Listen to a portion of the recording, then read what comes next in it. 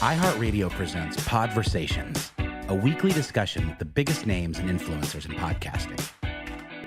Hey, everybody, and thank you so much for joining us for the iHeartPodcast webinar speaker series. We started these conversations, 2, 3, 4 years ago when we were all sort of moving into a new world during quarantine, during COVID. And we wanted to use the opportunity to stay connected, keep having good conversations with the creators that we partner with. And these led to some of the most interesting conversations I've had in my life with some of the creators that we start a relationship through podcasting with. Today is really no exception. First of all, David Eagleman, thank you so much for hanging out with us. Such a pleasure to be here. So we were sort of half joking, all in earnest, before going live on the recording about your bio. It's lengthy, it's remarkable, but I want to sort of read it in full, just so folks have a sense of your background, what you bring to the table, and the scope of what we can talk about. David is a neuroscientist at Stanford University, an internationally best-selling author, a Guggenheim Fellow. He's the writer and presenter of The Brain, an Emmy-nominated TV series on PBS and BBC. Eagleman's areas of research include sensory substitution, time perception, vision, and synesthesia. He's also studied the intersection of neuroscience with the legal system, and in that way, he directs the Center for Science and Law. David, you're also the author of many books, including Live Wired, The Runaway Species, The Brain, Incognito, and you're the author of a widely adopted textbook on cognitive neuroscience. It's called Brain and Behavior. You're also the best-selling book of literary fiction, Sum, S-U-M, which has been translated into 32 languages, turned into 2 operas. You write for multiple publications, The Atlantic, The New York Times, The Economist, Discover, Slate, Wired. I want to go back to the 2 operas. Walk us through that piece. So was it really turned into 2 operas? 2 separate operas. Yeah, one was by Brian Eno, the British musician who made an opera at the Sydney Opera House. And the other one was by Max Richter, who turned it into an opera at the Royal Opera House in London. So that was just coincidence. I didn't know either of those guys at the time. Now they're good friends. Yeah. What was it like working with Brian Eno? He's literally my favorite musician, and I think I listen to music for airports once a day, and that may be an actual number. What's it like working with him? Oh, he's great. He's such a smart guy. I mean, if you met him and you didn't know that he was a musician, you would just think he's a philosopher or a professor of some sort. He's just such a bright, intelligent, forward-leaning guy. Was he one of those guys where it's like any idea you were like, yes, that's perfect, do whatever you want? Or was there actually push and pull and a dialogue around what kind of opera he turned it into? Well, I'm sort of a moron when it comes to music, so that was his department. But I just participated and, had a great time with the event. It's awesome. Yeah. Okay, so back to sort of the bullseye stuff of what you are known for, what you focused on a bunch. You're a neuroscientist. You've written 8 books on the interesting ways our brains sort of interpret and communicate, one of which is a collection of short stories. Do you think, and more specifically, why is it, a basic question to start with, but why is it so important that we understand why and how our brains experience the world the way they do? Well, fundamentally, we are our brains. And so if you want to understand anything about your existence here and what this is all about, you have to go to the 3-pound control center where it's all happening. And the reason we know that is because, people get brain damage every day. We see hundreds of cases in the clinics, and even a very small amount of damage in your brain can change your reality. It changes your decision-making or your risk aversion or your capacity to see colors or name animals or understand music or anything. And so, if you damage a different part of your body, you don't have that same sort of thing. Maybe you're a little sad that you hurt your pinky or something, but you're not different as a person. So that's how we know that this is the densest representation of you and of who you are. And so fundamentally, I think this is where philosophy has to graduate to, is neuroscience. Did you start out with that focus? Were you, 18 in undergraduate school saying, "No, this is going to be it. The brain is my life"? Or did you sort of evolve into it through other subjects? A little bit of both. My father was a psychiatrist and my mother was a biology teacher. So in retrospect, it's sort of obvious how I ended up here. But when I went to university, I studied lots of science, but I majored in British and American literature, which was really my first love. And I took a lot of philosophy courses, and that's what got me interested in seeing if I could, how could we get out of these philosophical quagmires and actually have something that approximates an answer to these questions instead of just ending each semester with question marks. So the last semester of my senior year, I took a neuroscience class and then I was hooked. I knew I'd found the thing. Do you feel like you've found some bridge between philosophical thinking and neuroscientific thinking? Or do you feel like, no, it's still kind of frustrating. These are really different disciplines and it's actually hard to bridge them and they argue a lot. Where's your head at with it now that you've sort of done both? I think that neuroscience has the capacity to answer fundamental philosophical questions. Just as one example, one argument that goes back in philosophy is if you were born blind, do you have a sense of the three-dimensional world? Is that something that's inherent or learned? Anyway, one of the things that I've done in my lab, and I now do this with a company, is we build this hardware to pass information to the brain via patterns of vibration. And we have done this with people who are blind. We put, let's say, a chest strap with vibratory motors on it, and they walk around and they can feel where everything is. As they're walking around, if somebody's coming towards them, they feel a vibration and it gets stronger. And then the person moves behind them, they can feel the person moving around behind them and so on. And it turns out that people who are blind immediately get this. They immediately can map the three-dimensional world to a perception of what's going on. And so this is just one example of many where we're able to tackle a philosophical question and demonstrate what's going on with it. And we've done lots of things in the domain of time and time perception and just generally how we perceive the world and how that's underpinned by these mechanisms in here, this 3-pound universe in there. And to think about these sort of very real world practical applications of what you study, it brings me to what we sort of started these conversations out of too, which is quarantine and COVID. It's a big basic question too, but does somebody like you see a massive traumatic event like that to the human race, to put it one way? Do you start going in your mind about all the different ways that this is going to change how we think and behave? Like, where does your head go? Sure. Yeah, sure. I've been studying this from the beginning of it. Look, we know all the ways in which it was terrible. That list is endless, but I do actually think there's a silver lining to it, which is that the job of the brain is to construct a model of the world. So your brain is locked in silence and darkness, and it's just trying to figure out what's going on in the world. How do I operate in the world? How do I move my body? How do I move socially and so on? And it turns out that the brain is very flexible and good at this sort of thing, except as it gets older, it says, okay, I've sort of figured it out. I've sort of seen all the patterns. I know how people behave. I know what to say and so on. And so it stops doing a lot of changing and learning, because the only time the brain learns is when there's surprise.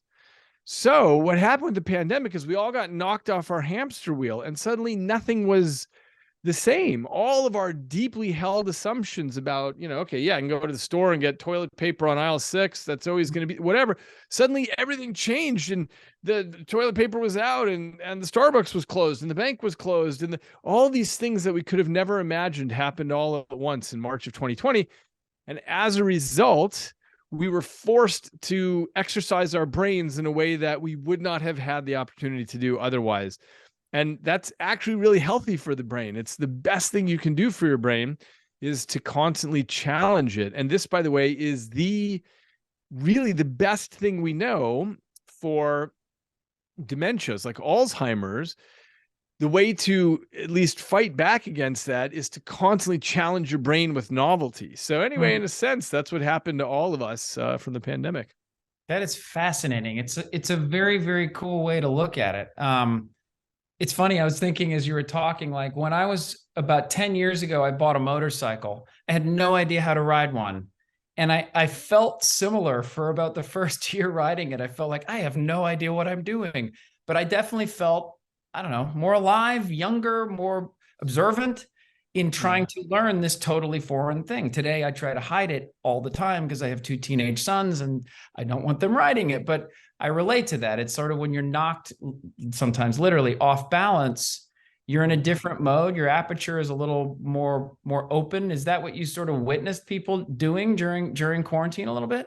Yeah, I mean, yes. And it's hard to witness it because everyone was so depressed and, there were 100 other problems going on. But I have a okay, here's my totally speculative statement, which is that when we look, 50 years from now, we're going to see a slight decrease in dementias that happened as a result of everyone having to really exercise their brains and figure new things out. I mean, everyone figured out new professions, new ways to set up studios in their home, new ways to run their business. I mean, people were just really exercising their brains in ways that they wouldn't have if everything had been the same in 2019. And by the way, had you grown up in a world where everybody, drove motorcycles and then you got a truck and no one had one of those, you'd be having the same sort of thing of like, wow, look at this, the size of this, the power, the fact that I don't have wind in my face, you'd have all these things that are just making your brain think about things differently. It's awesome. So you've partnered with the iHeartPodcast network on a show called Inner Cosmos. Just talk about what the phrase means for a second. Yeah. So that's my phrase for what is happening inside here. I grew up watching Carl Sagan and Cosmos, and I loved it as a child so much. And what struck me is I, became a neuroscientist, got a PhD and did a postdoctoral fellowship and venture professorship and so on, is that, what we have in here is the inner cosmos, which is really just as mysterious fundamentally as what's going on out there. And we're just starting to send, little rocket probes in there to even understand the whole alien computation that's happening in there. So to my mind, that is as exciting or possibly more exciting than what's going on in the cosmos out there, because we've got this cornered. We've got this 3-pound, organism cornered. And so that's what the show is named after. And what it's about is I'm using sort of the Freakonomics model of doing this, where each episode is some weird question that I pose. And then I'm doing this as a monologue. And for about 45 minutes, I unpack this weird question in 3 acts. And I, get to explore these issues that are really revealing. They shine light on what it is to be a human and to have experience and to have a life and so on. So just as an example, the first episode is called, "Does Time Really Run in Slow Motion When You Get in a Car Accident?" And this was based on, when I was a child, I had a life-threatening experience. I fell off of the roof of a house and everything seemed to take a long time. And I ended up collecting hundreds of reports from people who said that time seemed to run in slow motion for them. And, when they were in a car accident or a gunfight or something like that. And so I realized no one had ever studied this in neuroscience before. And the answer is obvious why. It's because you can't replicate this unless you stick someone in a truly life-threatening situation. But I figured out how to do that, and I measured this. And so I won't tell you the answer. You have to listen to the episode. But this is just one example of this. And I've got a million questions that are all interesting questions about our lives and who we are and how we make decisions and how we operate in the world. And that's what the show's about. It's the intersection between neuroscience and our lives. And so much of it too is just these adages that we've used a bunch and take for granted, but just don't understand, but that actually may be grounded in some truth, like time slowing down when you're having a traumatic event. I think there is a topic that you've talked a decent amount of in your career called synesthesia, and I think it's sort of popularized here and there, probably pretty widely misunderstood.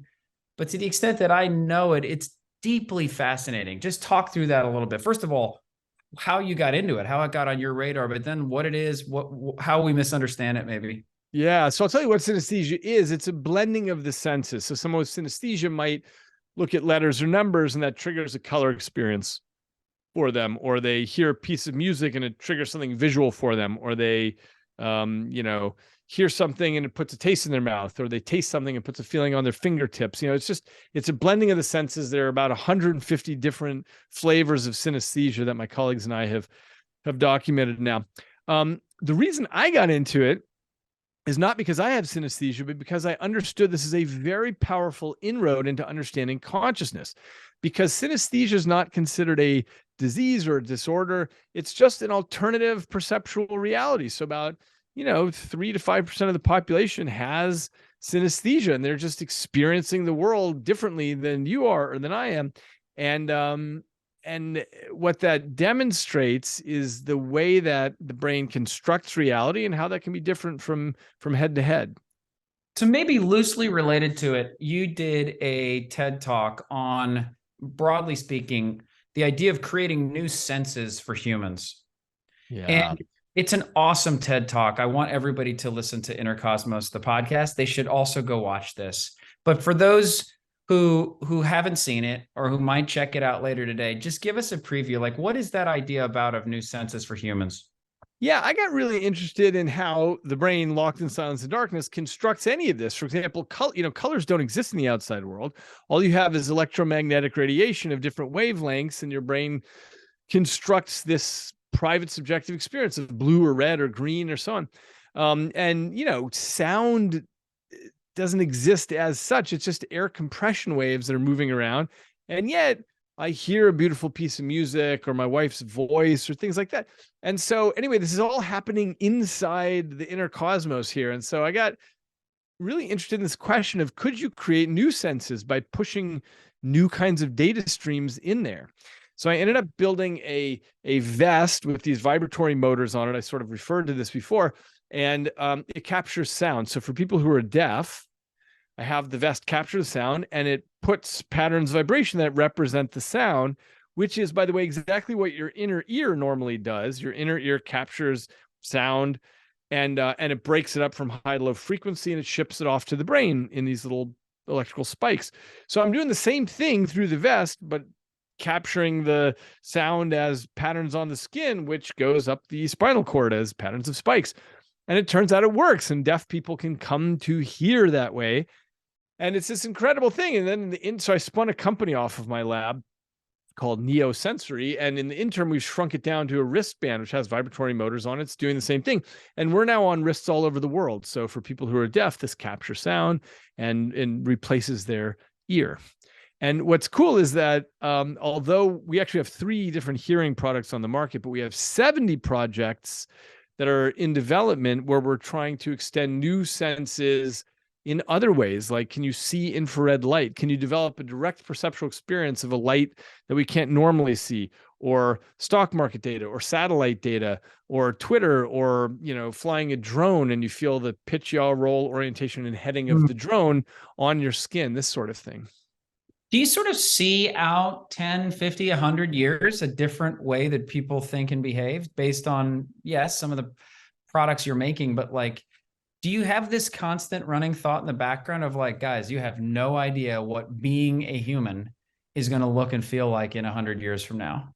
Oh, I absolutely think that. And by the way, we don't know what it's going to look like either. I mean, in other words, those of us who are creating new things and so on can only speculate about what it's going to look like. But what I know for certain is that we have more in common with our ancestors 1,000 years ago than we do with our descendants 100 years from now.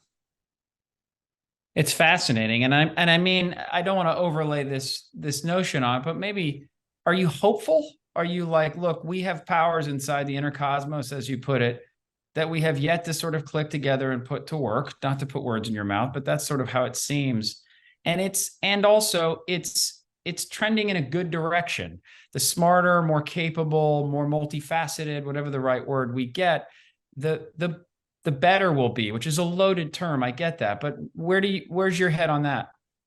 Yeah, I mean, generally, I'm extremely optimistic about where everything is going. All technologies, every development in science and anything comes with good and bad. If you figure out nuclear power, you get bombs, and you also get nuclear power plants that fund whole cities. So, everything is good and bad.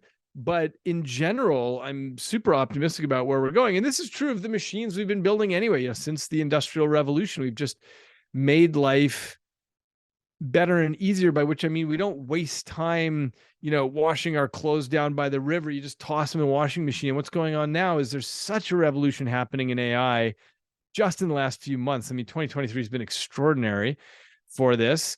And everybody, in fact, one of my next podcast episodes is going to be about what generative AI means for creatives like artists and writers, of which I'm a fiction writer.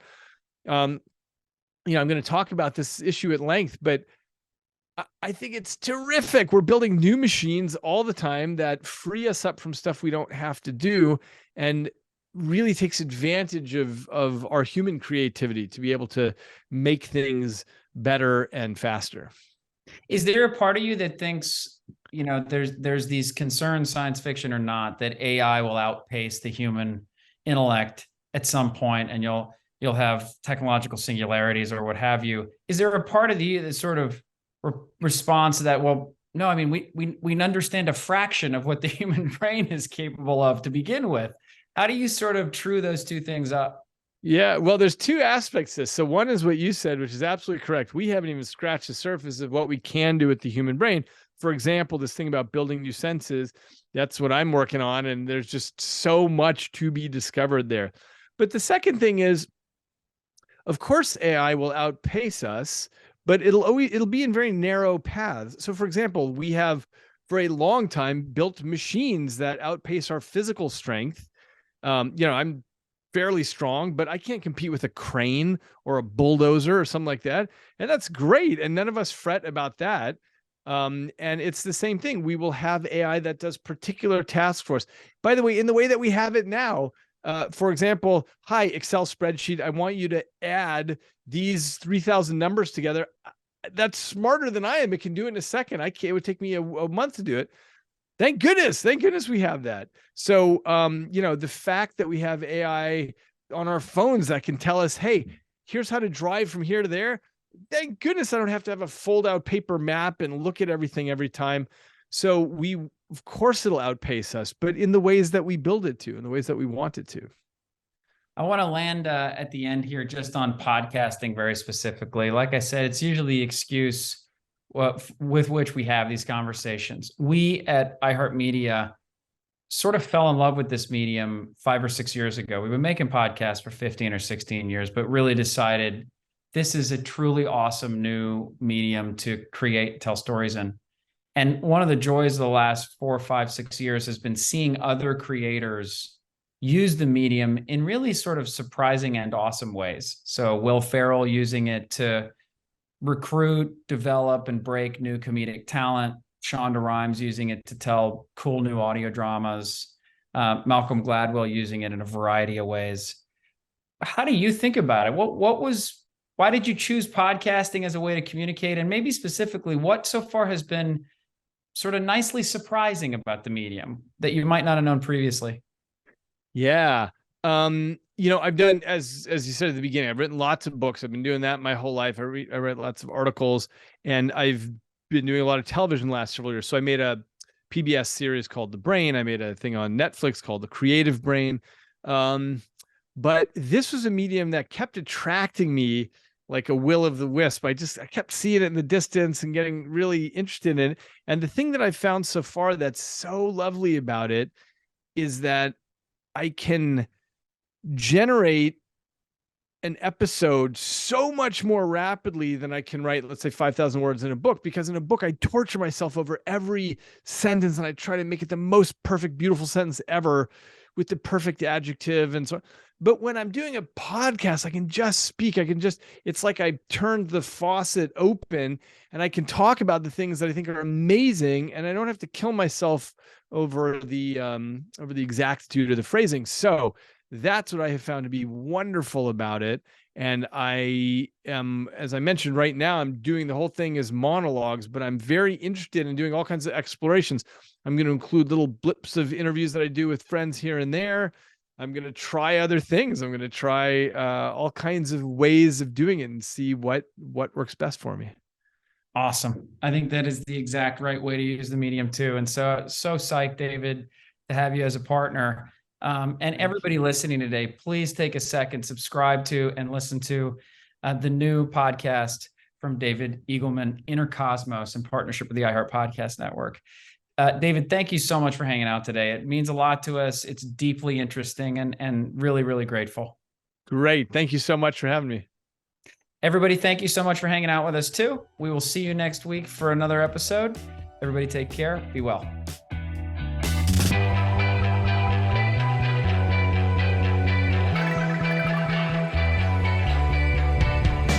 Podversations is a production of iHeartRadio. You can find more from the biggest names in podcasting on the iHeartRadio app or wherever you get your podcasts.